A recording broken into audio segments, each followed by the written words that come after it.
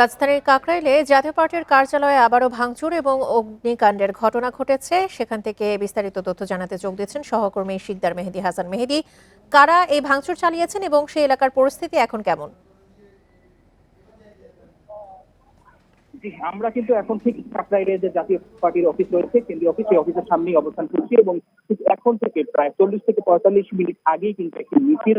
আসে আসলে জাতীয় পার্টির দিকে এবং পূর্ব নির্ধারিত থেকেই আসলে এখানে বেশ কিছু পুলিশ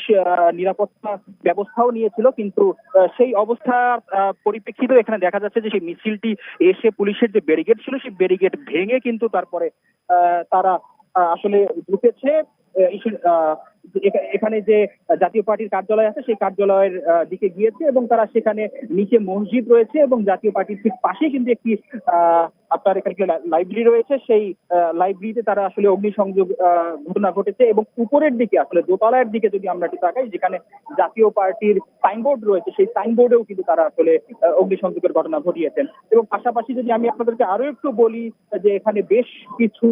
নেতা কর্মীরা অবস্থান করেছিলেন এবং তাদের উপরেও কিন্তু আতর্কিত হামলা করা হয়েছে বলে তারা আসলে অভিযোগ করেছেন। কিছু সময়ের মধ্যেই আমরা দেখতে পেয়েছি যে এখানে বেশ কিছু পুলিশ কর্মকর্তারা এসেছেন এবং পুলিশ সাধারণত যে সকল জল কামান ব্যবহার করে থাকেন সেই জল কামান ব্যবহার করে কিন্তু তারপরে সেই আগুনকে তারা নিয়ন্ত্রণে এনেছেন। পাশাপাশি আরো একটু যদি বলি যে কিছু সময়ের মধ্যে অর্থাৎ এখন থেকে প্রায় 10 মিনিট আগে আমরা দেখতে পাচ্ছি যে রমনার যে ডিসি মাসুদ আলম তিনি কিন্তু এখানে এসেছেন এবং তিনি এসে এই পরিস্থিতি নিয়ন্ত্রণের জন্য কাজ করছেন।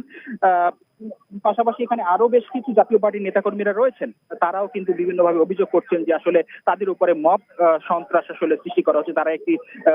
নিবন্ধিত রাজনৈতিক দল হিসেবে তাদের যে কার্যক্রম সেই কার্যক্রম তারা এখানে চালাতে পারছেন এবং বারংবার তারা এই ধরনের